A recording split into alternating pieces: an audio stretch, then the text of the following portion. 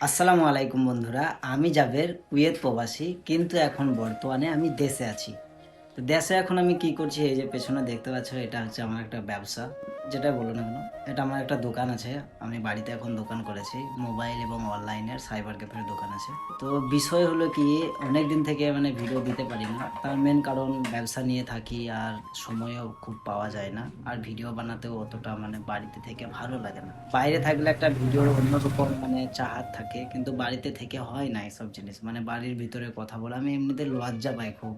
সব থেকে বড় কথা হলো এটাই, বাড়ির লোকে যদি দেখে, বাইরের লোকে দোকানে থেকে লজ্জা লজ্জা ভাব হয়। তো তারপরেও ভিডিও বানাচ্ছি, কারণ অনেকগুলো দেখলাম কুয়েত সম্বন্ধে মেসেজ এসছে।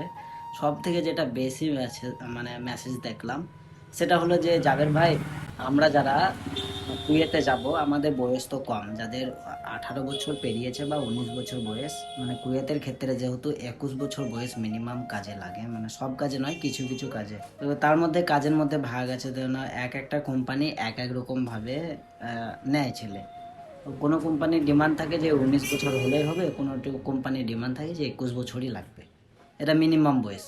এবারে দুবাইয়ের ক্ষেত্রে কিন্তু আলাদা বিষয় হয়, কিন্তু কুয়েতের ক্ষেত্রে সেটা আলাদা। দুবাইয়ে কিন্তু 18 পেরিয়ে গেলে যাওয়া যায় মানে কাজের ক্ষেত্রে, আর কুয়েতে হলো 19 বছর, মানে 18তেও কিন্তু হয় না। এবার যদি ভালো স্কিল থাকে, ভালো কিছু জানা থাকে, কাজ যদি জানা থাকে, অনেক সময় দেখা যায় যে 18.5 বা 19-এর কাছাকাছি হলে ভিসা লেগে যায়।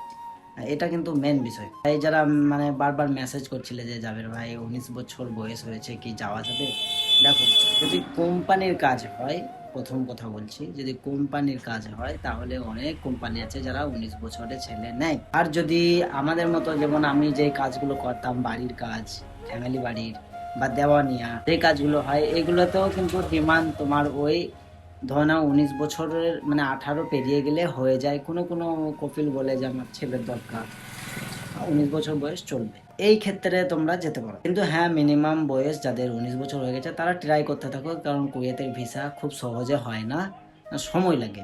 ধরে নাও তোমার বয়স 19 বছর হয়ে গেছে, বা 18.5 বা 19-এর কাছাকাছি চলছে, তাহলে তুমি ট্রাই করতে থাকো। মানে পাসপোর্ট দিয়ে দাও, যাকে দাও না কেন, সেখানে বলো যে আমার ভিসার দরকার। তারা ট্রাই করবে, তারাও মানে অ্যাপিল করবে, বা তোমার ফাইল বানাবে তোমার নামে। এখন আগের ধরে নাও, আগেকার যে প্রসেসগুলো হতো ভিসার প্রসেসিং, আগে পাসপোর্ট কিন্তু ডাইরেক্ট সেখানে যেত। ধরো না, আমি ইন্ডিয়া থেকে বলছি, ইন্ডিয়া থেকে ডাইরেক্ট আমি যদি কুয়েতের ভিসা লাগাই, আমার পাসপোর্টটা কিন্তু ডাইরেক্ট কুয়েতে যেত। সেখান থেকে পাসপোর্টের ওপর মানে ভিসা স্ট্যাম্প হয়ে আসতো, পাসপোর্টের উপর একবারে ডাইরেক্ট পাঠানোর পরে পাসপোর্টের উপর আসতো। কিন্তু এখন মানে চেঞ্জ হয়েছে, কেমন, এখন ডিজিটাল হয়ে গেছে। এখন পাসপোর্ট পাঠাতে হয় না, বা পাসপোর্ট কাউকে দিতে হয় না। পাসপোর্টে শুধুমাত্র তোমার ডকুমেন্টস লাগে, বা জেরক্স লাগে, বা পাসপোর্টের নম্বরটা লাগে, তোমার পুরো ডিটেলসটা আর কি। পাসপোর্টের প্রথম পাতা এবং শেষের পাতা পাসপোর্টে দিতে হয়। এটা পিডিএফ বানিয়ে তোমাকে পাঠাতে হয়। সেই পিডিএফ এর উপর তোমার ভিসা প্রসেসিং হয়, ভিসা বেরোয়। তারপরে সেই ভিসাটা তোমার কোরিয়ারের মাধ্যমে দেশে পাঠানো। তো দেশে আসার পরে সেই ভিসাটা নিয়ে, এবং মেডিকেল সার্টিফিকেট নিয়ে, এবং কুয়েতের জন্য যেটা মেন ইম্পর্টেন্ট, সেটা হলো পিসিসি সার্টিফিকেট নিয়ে, মেডিকেল, ভিসা, পিসিসি, এইগুলো নিয়ে একবারে তোমার যেখানে স্ট্যাম্পিং হয় সেখানে স্ট্যাম্পিং করতে হয়।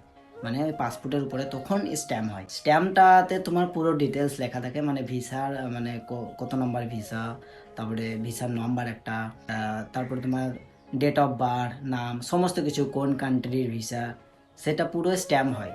স্ট্যাম্প হওয়ার পরে পরবর্তীতে সেইগুলো কিন্তু পরবর্তীতে গিয়ে তোমার ইমিগ্রেশন পাস করার সময়, মানে ইমিগ্রেশন যখন পাস হয় এয়ারপোর্টের ভিতরে, তখন এগুলো চেক করা হয়, স্ট্যাম্প হয়, তারপরে তোমাকে বিদেশে পাঠানো হয়। পুরো প্রসেসটা বোঝা গেল। বয়সের ক্ষেত্রেও বলে দিলাম কতটা লাগবে। তো আই হোপ এনজয় ভিডিও কেমন হলো জানিও। আবার নতুন কোনো ভিডিওতে ফিরে আসবো, তো তখন টাটা, বাই বাই, আসসালামু আলাইকুম, আল্লাহ হাফেজ। দোয়া করবেন, দোয়া করবো ইনশাআল্লাহ।